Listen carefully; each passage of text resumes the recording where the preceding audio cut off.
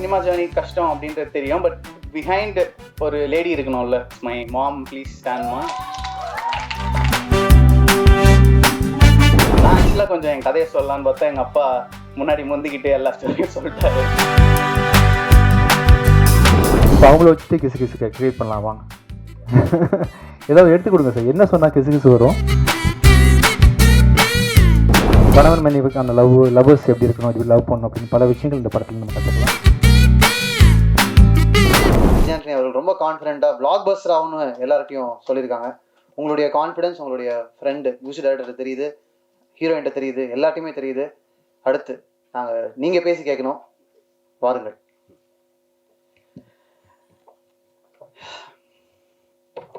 நல்லா இருக்கு.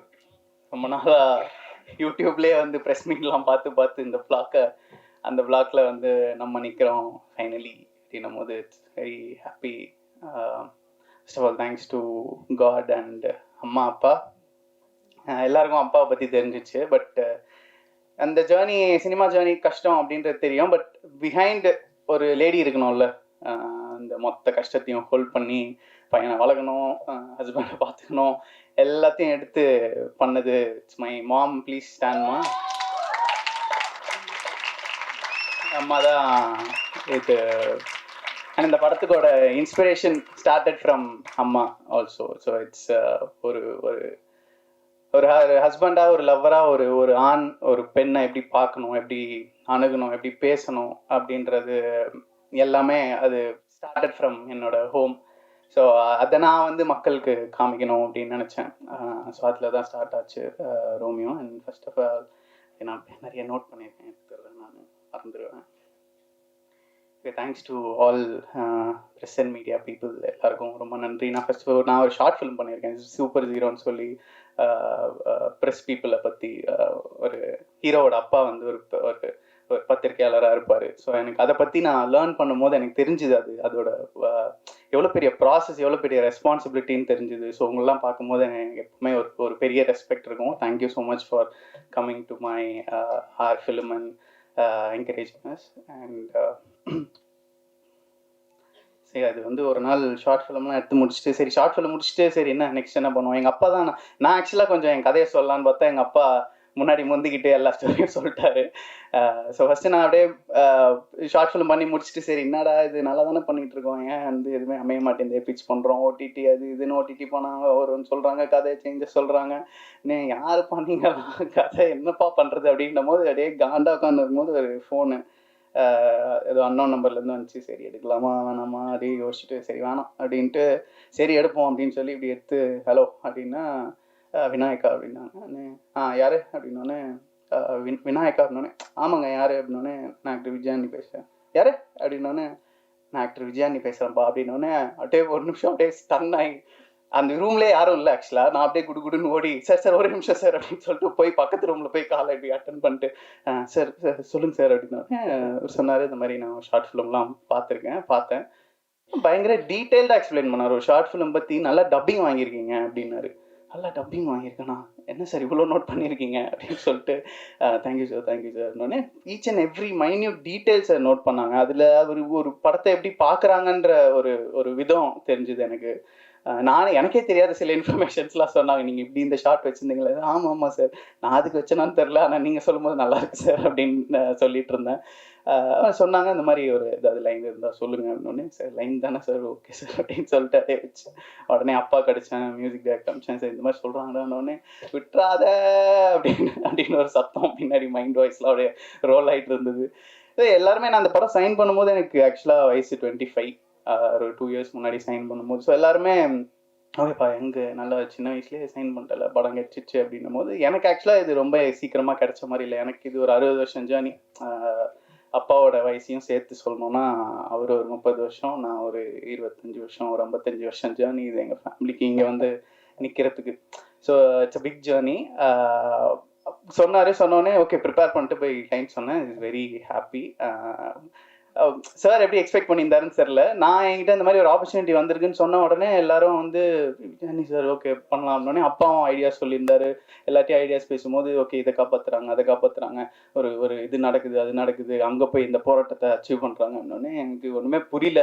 நான் பாட்டுக்கு ஒரு லவ் ஸ்டோரி எடுத்திருந்தேன் யூடியூப்ல, என்னென்ன உலகத்தெல்லாம் காப்பாற்ற சொல்கிறீங்க அப்படின்ட்டு. சரி இல்லை, ஹீரோ லவ் பண்ணுறாரு அப்படின்னே எல்லாம் ஷாக் ஆனாங்க. லவ் ஸ்டோரியா? லவ் என்ன சொல்கிற? இப்போதான்டா நல்ல வாழ்க்கை வந்துச்சுன்னு நினச்சோம் மேடம் அப்படின்னோடனே எனக்கு வந்து எல்லாரும் நோ சொல்லும்போது ஒரு பயங்கர கான்ஃபிடென்ஸ் வந்துச்சு, இதுதான் பண்ணோம் அப்படின்ட்டு. அங்கே ஒரு எனர்ஜி வந்துச்சு.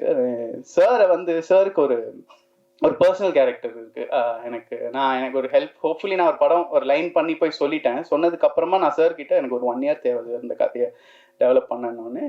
1 இயர் என்ன, ஒரு 3-4 months ஓகேவா அப்படின்னாங்க. இல்லை சார் ஒரு 1 இயர் வேணும்னோடனே ஒரு ஒரு very happy that he is an artist, not only a producer, he is an artist. He knows இதுக்கு இது தேவை, இதுக்கு இந்த டைம் தேவை அப்படின்ட்டு ஒவ்வொன்றுத்துக்கும் அந்த ப்ராசஸ் தெரியும் சாருக்கு.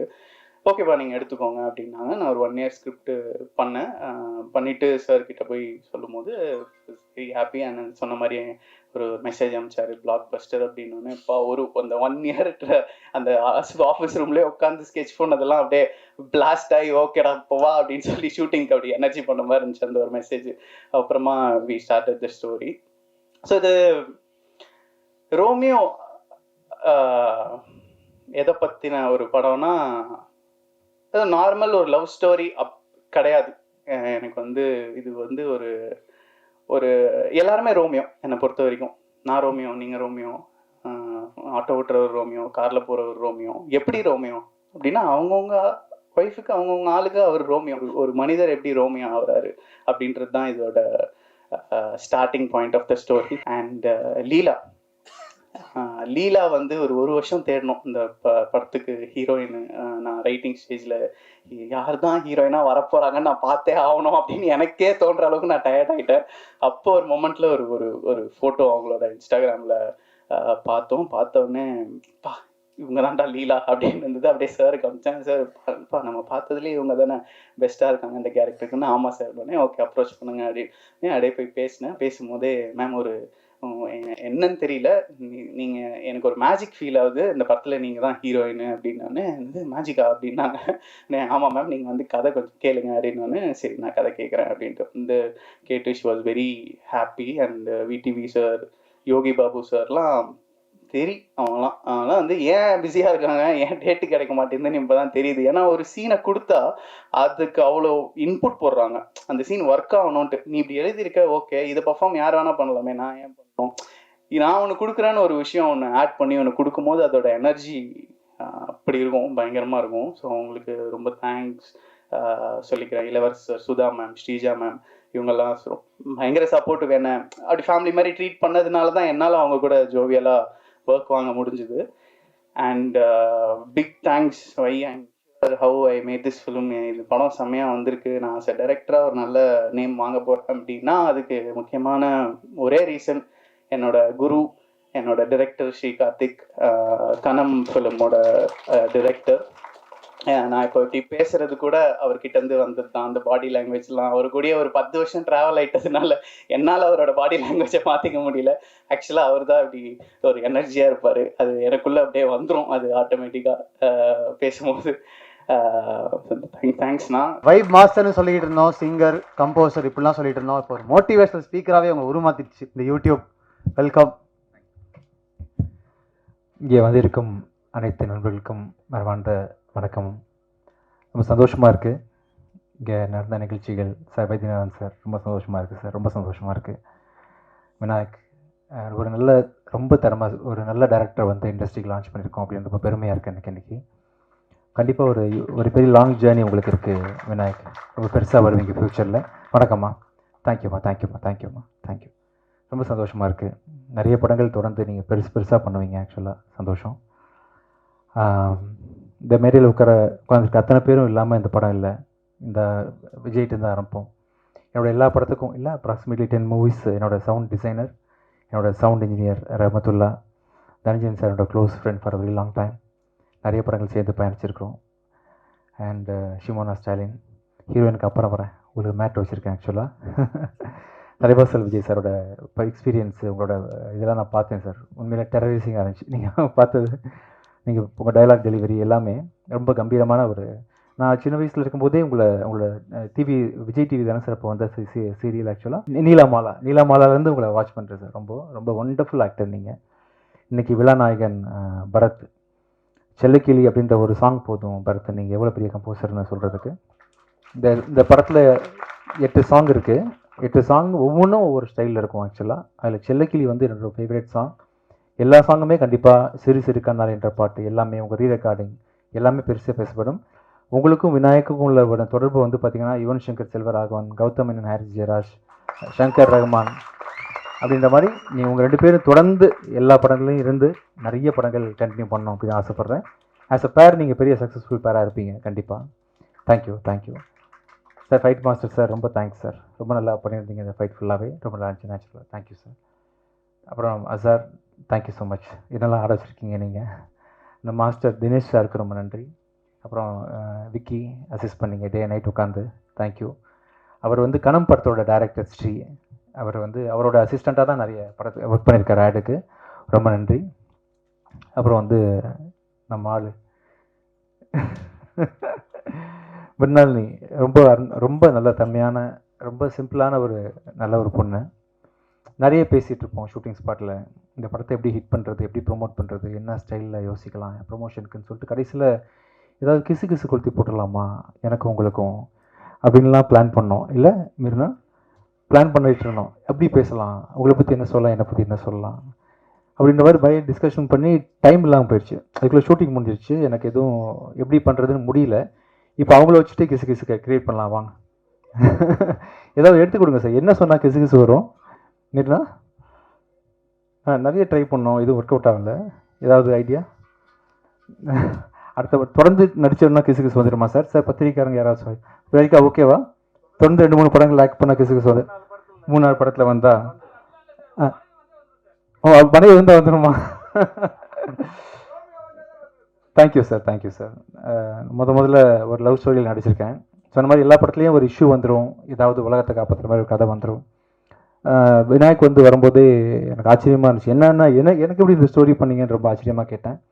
ரொம்ப நல்லா இருக்குது. ஒருத்தன் லவ் எவ்வளோ எக்ஸ்ட்ரீமாக பண்ணுறான், லவ்னா என்ன, எப்படி இருக்கும் அப்படின்றதுக்கான ஒரு பெரிய சான்று. ப்ளஸ் வந்து ஒரு பொண்ணு ஒரு பையன் எப்படி கொடுமைப்படுத்துகிறா அப்படின்றதுக்கான ஒரு எக்ஸாம்பிளாகவும், அது எப்படி ஒருத்தன் பொறுத்துக்கிறான், நம்மளாம் எப்படி பொறுத்துக்கிறோம், ஆணினமாக நம்ம எப்படி பொறுத்துக்கிறோம் அப்படின்றதுக்கான ஒரு இதாகவும் இந்த படம் நீங்கள் பார்க்கலாம். கண்டிப்பாக ஒரு கணவன் மனைவிக்கான லவ்வர்ஸ் எப்படி இருக்கணும், எப்படி லவ் பண்ணணும் அப்படின்னு பல விஷயங்கள் இந்த படத்தில் நம்ம கற்றுக்கலாம். இந்த படம் வந்து ஒரு ரம்ஜான் அன்னைக்கு தியேட்டரில் ரிலீஸ் ஆகுது. உங்கள் எல்லாருக்கும் இந்த படம் வந்து குடும்பத்தோடு பார்க்குற மாதிரி பிடிக்கும். வயசானவங்களும் பார்க்கலாம், யூத்தும் பார்க்கலாம். யாரெல்லாம் லவ் பற்றி தெரிஞ்சுக்க விரும்புறீங்களோ, யாரெல்லாம் லவ் பண்ணுறீங்களோ, லவ்வோட இன்னொரு பெர்செப்ஷன் நீங்கள் பார்க்கலாம் இந்த படத்தில். இந்த படம் வந்து ரெட் ஜெயின் ரிலீஸ் பண்ணுறாங்க. PR ஒரேக்கா அவங்களுக்கும் மனமார்ந்த நன்றி. Thank you so much.